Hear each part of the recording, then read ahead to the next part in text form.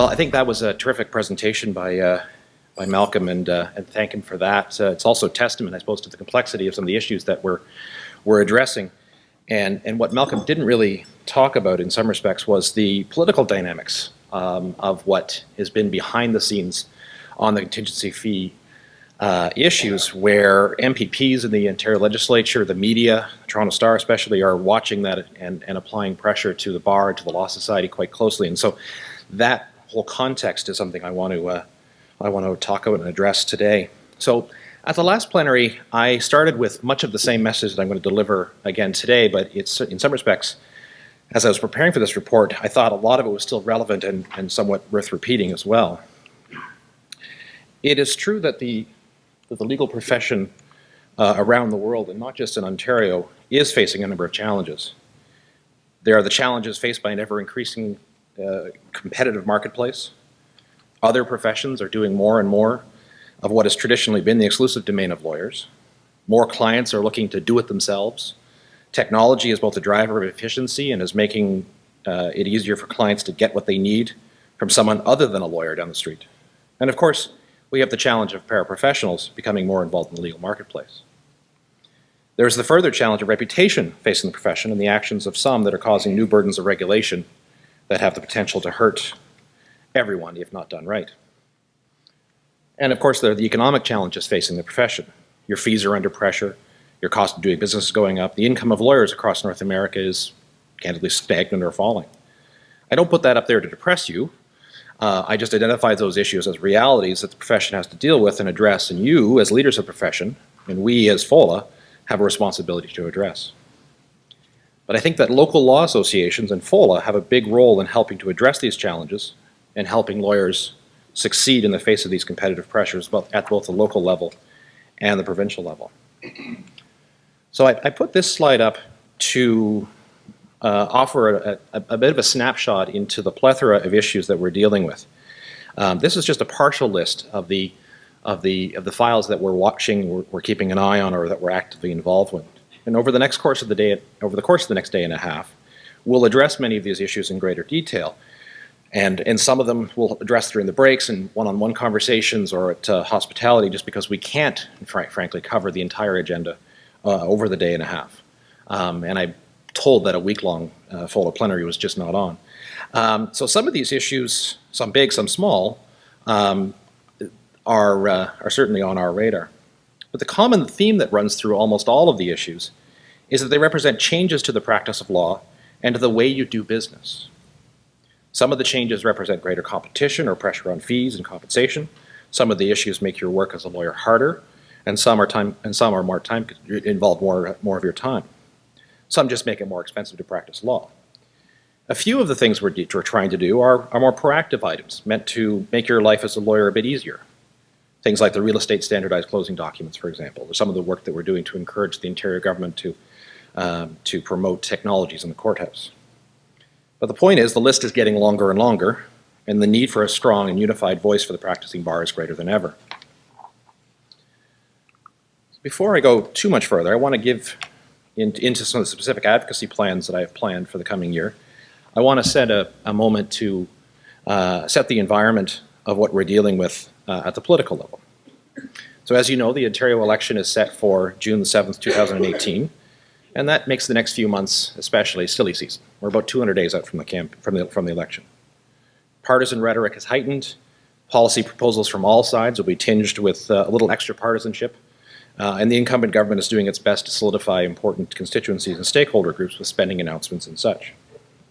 The problem for us in many respects is that lawyers and our issues are simply not on the radar, except in mostly negative ways. Issues like contingency fees are being taken up by populist politicians who are often ill-informed on what the real issues are. And I don't mean that as a partisan shot per se, it's just that that's sort of the reality that we're facing. Over at the Law Society, the political environment there is also somewhat interesting, as I point to my friend Sheena. They've been receiving a lot more attention in the media lately, and not all of it has been welcomed perhaps, but they've been dealing with a number of issues and getting more attention from the public and from the provincial government. And of course, the pressure on them has an impact on us as well. They're also in the midst of a leadership change after the resignation of CEO Rob Lapper. And of course, in 2019, they'll be having their own venture elections set for April the 30th, 2019. Now, on the positive side, at least from my perspective, the public affairs team at the Law Society has been shuffled a bit, and I'm enjoying a very terrific working relationship with Sheena Weir, who has joined us, Aaron Den Hartog, who is, I think, down at the Ontario Chamber of Commerce events the next couple of days, Sabrina Dellin, and Michael Bolkenhuis. They're all, in some way or another, acting as liaisons with us and me on a day-to-day basis. So speaking of advocacy, again, I mentioned this at the last plenary, but I'll mention it again. I don't think lawyers punch their weight in provincial politics as much as they should. Over the past few elections, fewer and fewer lawyers have been elected to the Ontario legislature. 30 years ago, at least a quarter of the MPPs in the legislature were typically lawyers, and often they were community-based small-town lawyers, like a lot of you, and many of them were from small firms, so they understood the practice of law at the grassroots level. Today, there are no lawyers in the NDP caucus, 2 in the PC caucus, 5 in the Liberal caucus. That's 7 out of 108 MPPs. And I think this does make a difference. At the federal level, there are more than 50 lawyers in the House of Commons, and I believe at least 40 in the government caucus. Now, many of those lawyers heard the backlash from small business over recently proposed changes to the way small businesses would be taxed, and the earlier issue that arose around how work in progress would be taxed, and I believe those lawyers have had an outsized impact. I mentioned this at the last plenary as well, but it bears repeating, that I also jealously look at what other professions are doing to ensure their voices are heard by elected officials.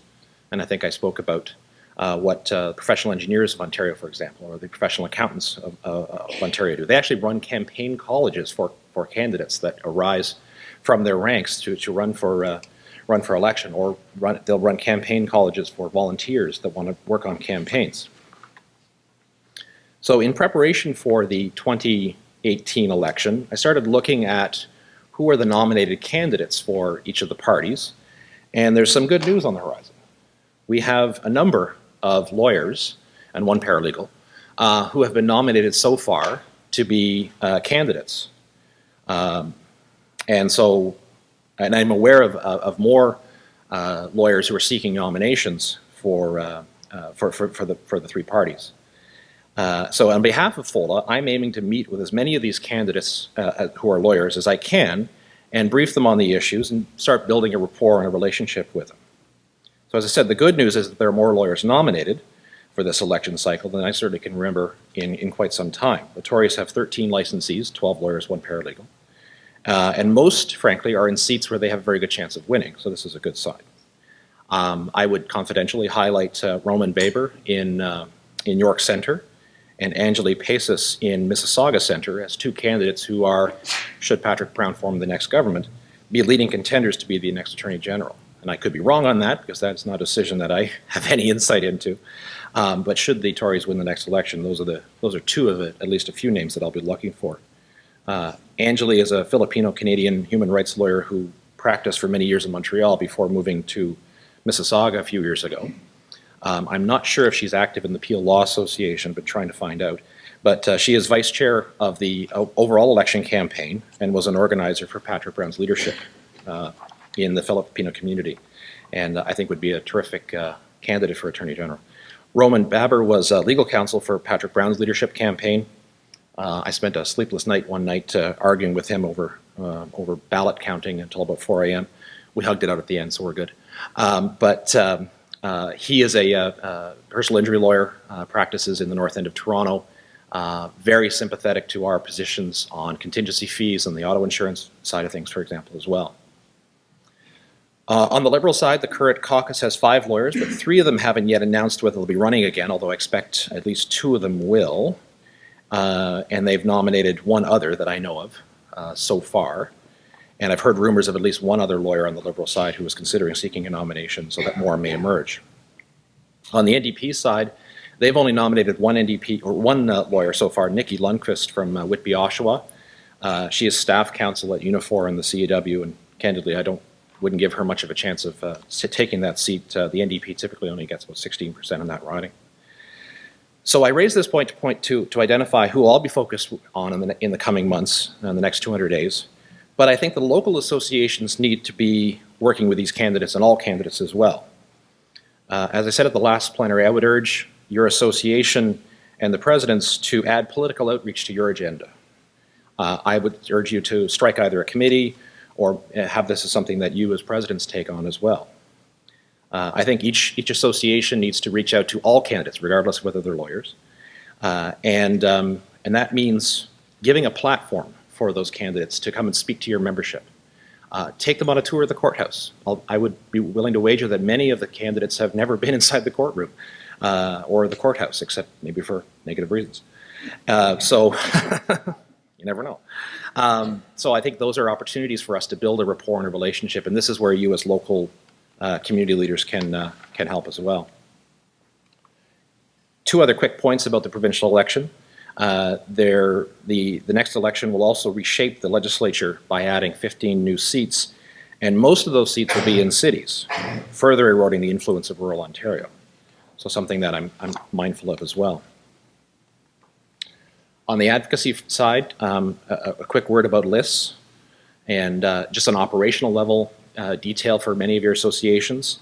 At the end of the day, for advocacy campaigns to succeed, we need good lists. We need good information, and in order to exert our influence, we as a collective group need to make sure that we have the ability to activate our membership quickly.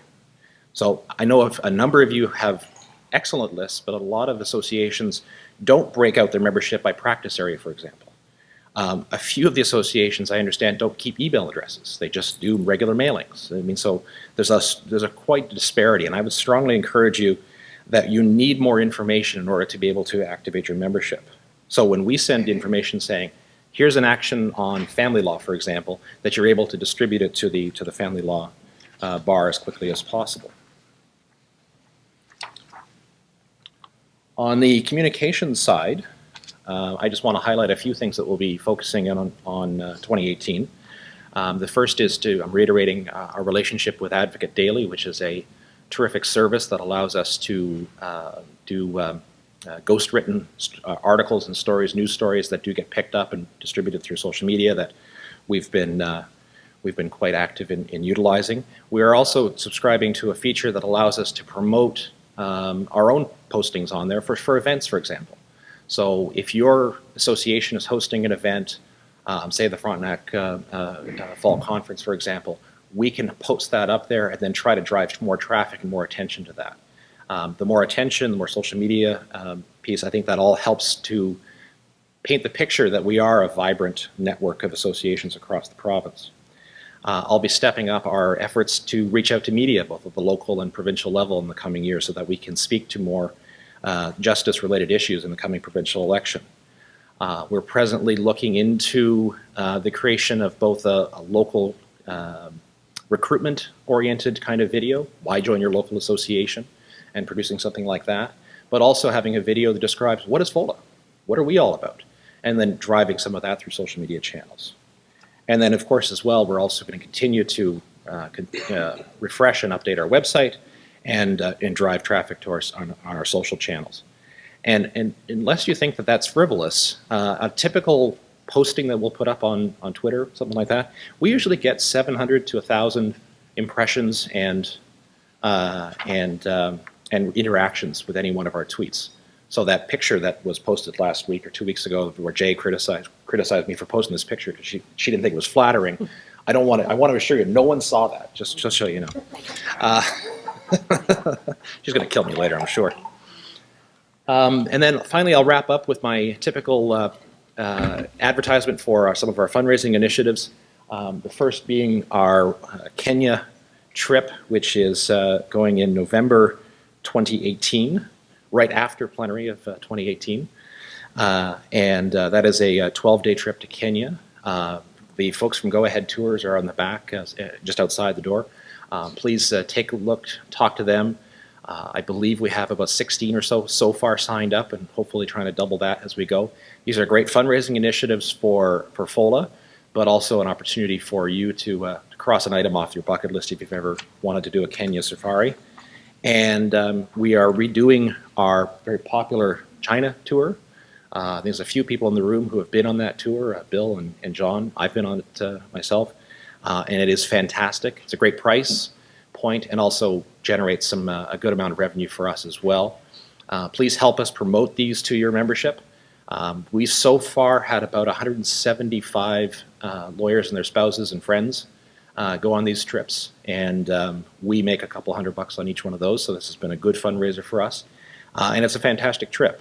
It's, again, a great way to cross an item off your bucket list if you've ever wanted to travel to China, because you do see the major sites of Beijing, Shanghai, Suzhou, and Hangzhou. And then finally, I'll reiterate my message, which is, what can I do to serve you better? And I'm eager to come out to your association AGMs. I'm eager to help you in local issues, but I need to know about them. So please let me know, how can I help you?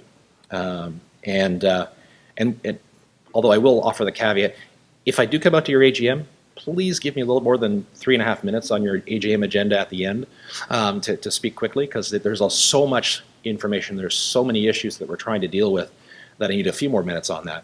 And it's a really big province, so I hate driving 3 hours to talk for 5 minutes. But that's just a personal aside. So far I've been out to about 2/3 of the associations across Ontario, put a lot of miles on my car, but it's been worth it, because it's been a great opportunity to get out to more associations and to speak to the membership, to get to know you and your boards, and to identify ways that I can help all of you, and take that information and feedback back to the Law Society and to the provincial government. So with that, any quick questions? I think we're still on time. We're okay. Amazing, we're still on time, but it's early. Any questions, comments, thoughts, criticisms? We'll save for later. Well, thank you again for that, and if there's anything I can do to help, I'm honored to serve you and to serve this association. Thank you. Thanks, Mike.